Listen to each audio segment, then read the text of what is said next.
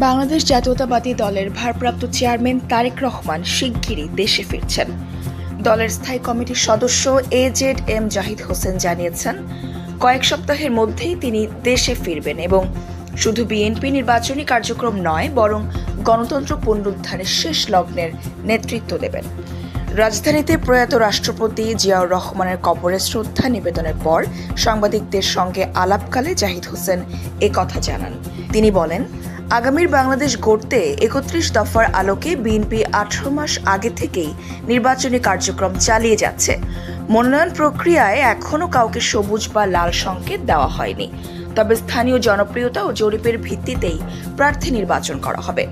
তিনি আরও বলেন, গণতন্ত্র পুনরুদ্ধারের আন্দোলনে জনগণের আশা ও ভরসার নাম তারেক রহমান। বিএনপি এদেশের বৃহত্তম গণতান্ত্রিক দল, আর জনগণের অধিকার আদায়ের আন্দোলনে তারেক রহমানই নেতৃত্ব দিয়ে যাচ্ছেন।